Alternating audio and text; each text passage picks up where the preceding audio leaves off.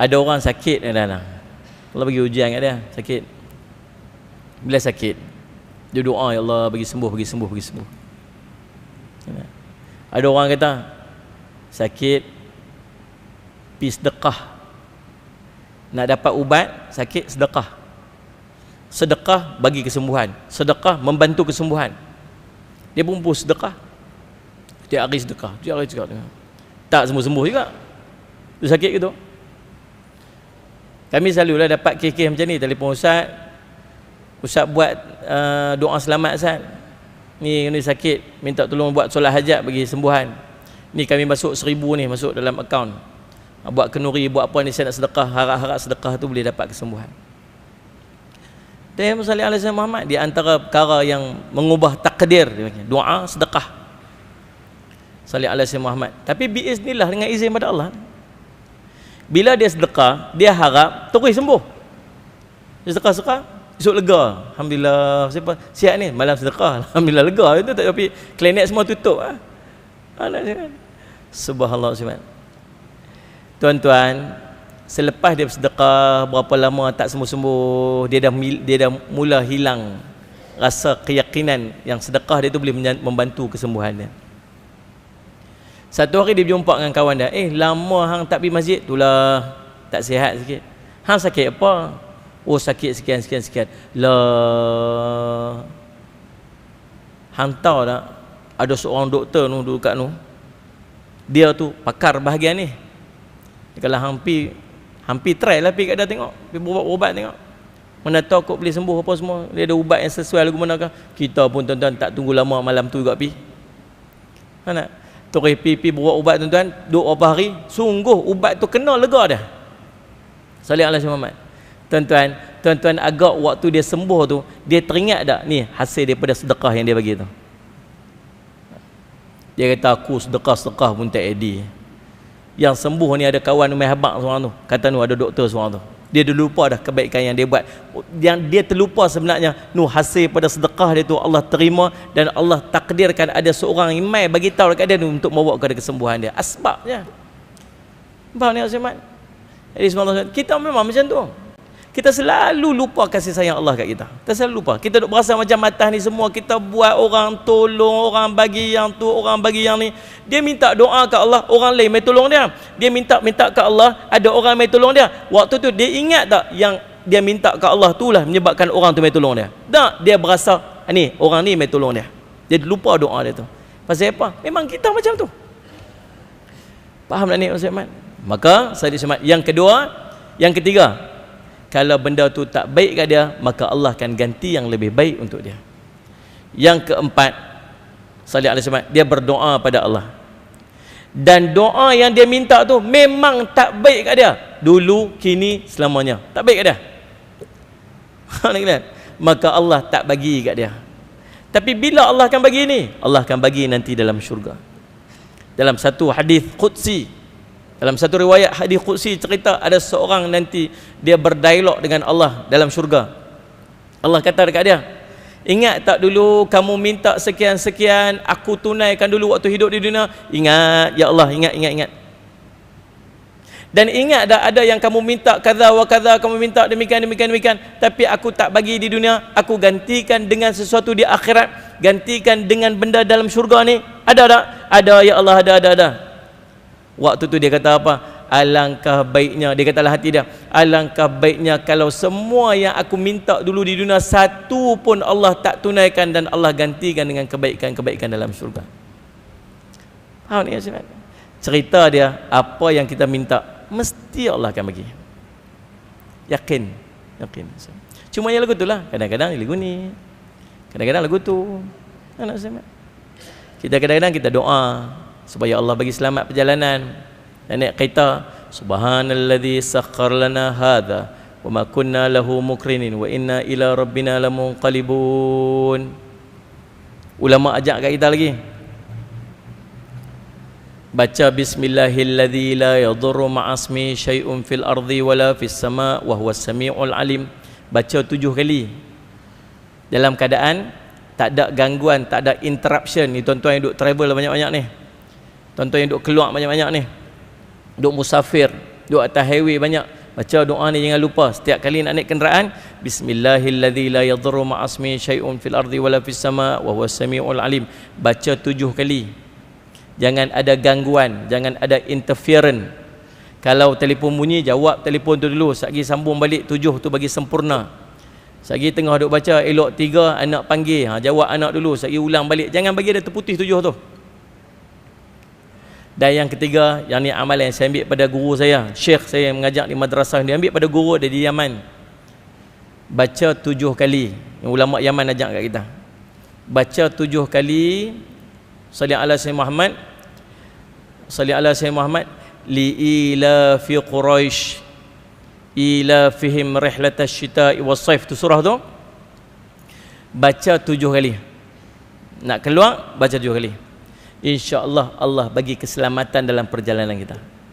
Ingat tu 3 benda tu. Siapa? Subhanallah sakharna doa tu. Kemudian bismillahirrahmanirrahim 7 kali.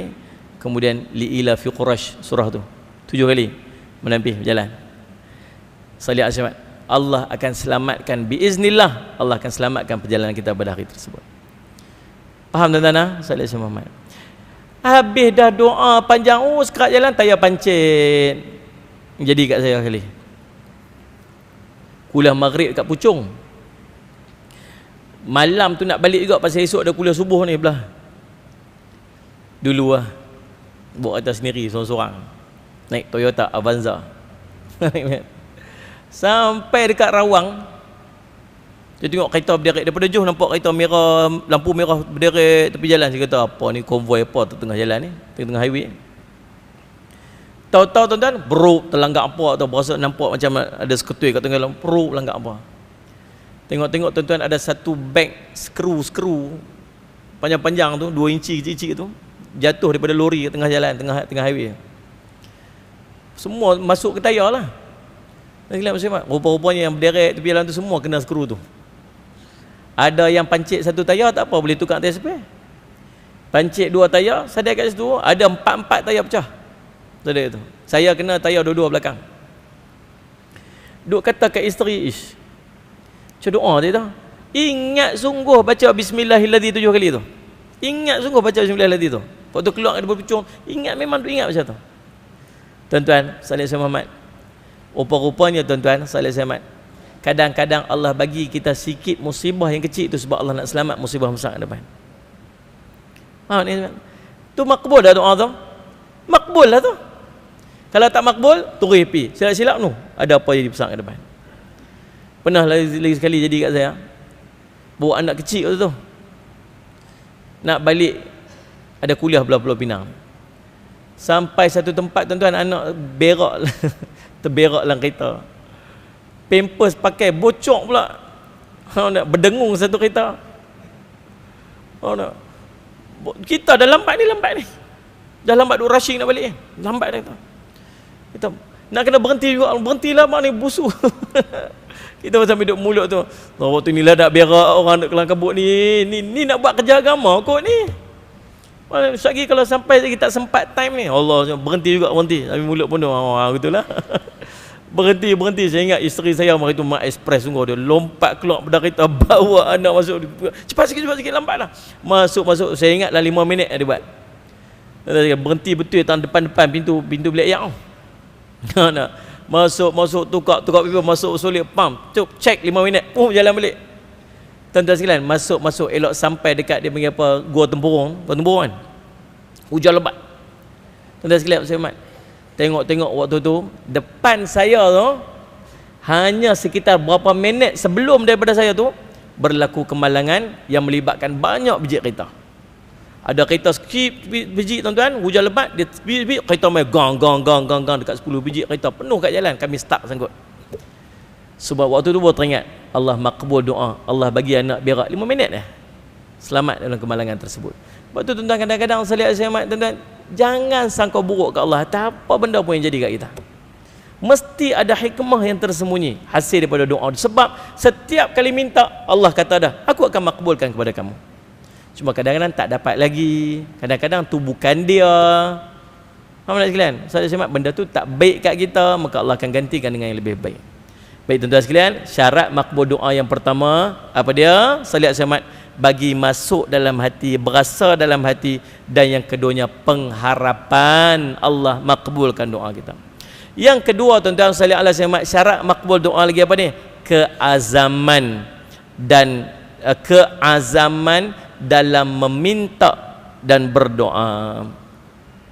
Seorang hamba hendaklah berdoa dengan benar, bersungguh-sungguh, dan tidak ada keraguan dalam doa dia. Rasulullah SAW melarang orang yang berdoa atau orang yang memohon keampunan sambil berkata, wahai Allah, rahmatilah aku jika engkau kehendaki. Allah, Nabi SAW tak gitu, minta sungguh-sungguh. Ya Allah, kalau nak rahmat, rahmatlah. Kalau tak mau, tak apalah, nak buat macam mana. Doa aku tu.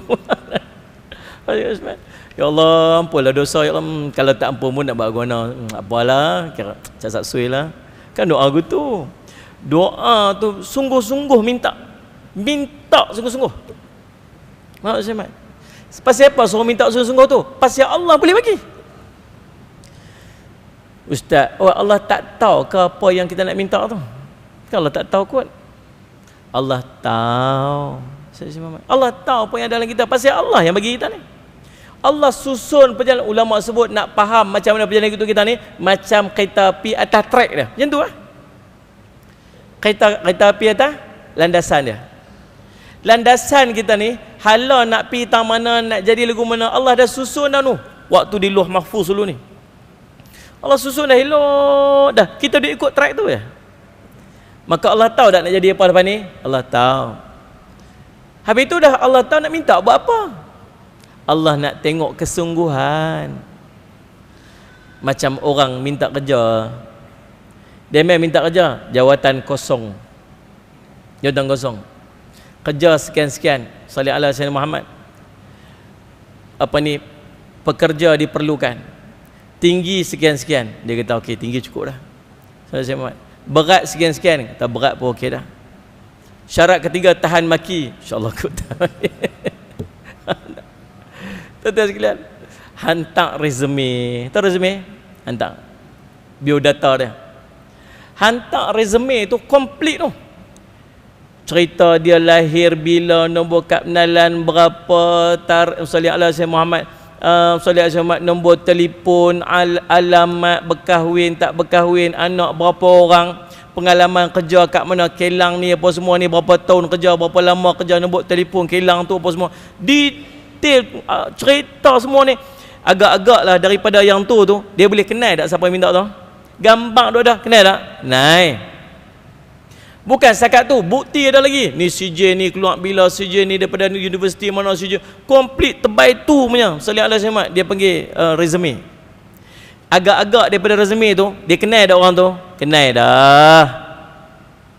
Kalau tengok muka tahu tak? Tahu dah. Dulu kerja mana tahu dah? Tahu dah. Semua ada kat dalam tu dah. Habis tu pasal apa? Panggil interview lagi. Panggil lagi. Kita rasa yang dia sesuai, panggil dia main interview. Dia pun main kat depan. Hari tu minta kerja kat sini lah. Minta. Tanya buat apa ni? Duk ada kat depan ni, kau minta kerja dah ni. Boleh lah jawab gitu. Itu minta kerja kat sini ya. Tu. Oh gitu. Salih ala Syahmat. Ada pengalaman kerja tak? Dulu sebelum ni pernah kerja kat mana? Saya dah tulis semua dah kat dalam tu. Tengoklah tu. Boleh jawab itu? Kita boleh tak apa, sila berambus daripada sini. Itulah jawapan dia. Ustaz Jamal, habis pasal apa panggil mai lagi? Nak tengok kesungguhan.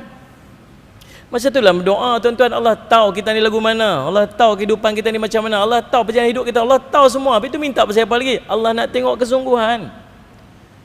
Allah nak bagi pahala. Allah nak ampun dosa. Sallallahu alaihi wasallam Muhammad. Dosa banyak. Allah bagi sikit ujian kat kita. Allah bagi kat kita ujian tu untuk Allah ampun dosa kita. Tuan-tuan, ada seorang makcik jumpa saya di Kuala Lumpur. Lepas ceramah dia main jumpa.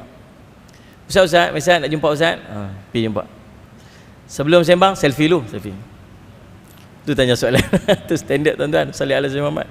Faham tak ni? Dia panggil wajibul gunnah. Sallallahu alaihi wasallam. Dia kata, Ustaz, sallallahu alaihi wasallam Muhammad, nak tanya sikit Ustaz. Dia mai tu, lepas tu lagi dia buat keluar air mata. Dia buat keluar air mata, kita jam lah. Saya kali tengok orang perempuan teriak kan. Ustaz, ada masalah sikit rumah tangga ni. Anak saya Ustaz, semuanya elok, semua okey. Seorang duk mengaji kat luar negara, seorang ni duk kerja hebat dan duduk negara mana tu. Seorang ni macam ni, seorang ni. Anak dia berapa orang? 6 orang kot. Semua elok-elok Ustaz. Kecuali seorang ni Ustaz. Seorang ni ya. Dia ni duduk dengan saya. Yang paling kecil ni 20 lebih dah Ustaz. Ustaz ujian kat saya sungguh-sungguh Ustaz. Kerja tak mau, semayang tak mau, duduk dalam rumah, duduk dalam bilik main game. Bila kita suruh semayang dia tinggi suara apa Ustaz, saya duduk teriak malam-malam kih dia ni seorang. Dia sebut lagu tu tuan-tuan, bola tanggung kat kita bola tanggung. Cik, saya nak tanyalah, kalau agaklah semua anak-anak makcik jadi elok lagu yang makcik nak tu, agak-agak nak bangkit malam-malam teriak macam mana lah ni tak? Dia diam. Dia sungguh agak Ustaz noh. Sungguh agak Ustaz noh. Ustaz, makcik, Allah nak kita duk angkat tangan kat dia, tu je. Allah nak kita duk merayu merintih dengan dia, tu je. Kalau tak ada yang ni, kita jauh pada Allah. Sebab tu kadang-kadang Allah bagi kita sikit ujian, Allah tegur sikit, Allah bagi ujian sikit. Tu pasal apa? Nak kita angkat tangan balik. Sebab kadang-kadang kita tak angkat tangan, tuan-tuan, kita dapat segala nikmat tu, kita jauh pada dia, kita melelong. Allah sayang kat kita tu, Allah bagi sikit, Allah tegur sikit, Allah tarik sikit, Allah cuit sikit. Cuit sikit. Waktu tu, tersentak sikit, baru nak angkat tangan, ya Allah, ya Allah, ya Allah. Nak yang tu je. Muhammad sallallahu alaihi wasallam. Nak yang tu je.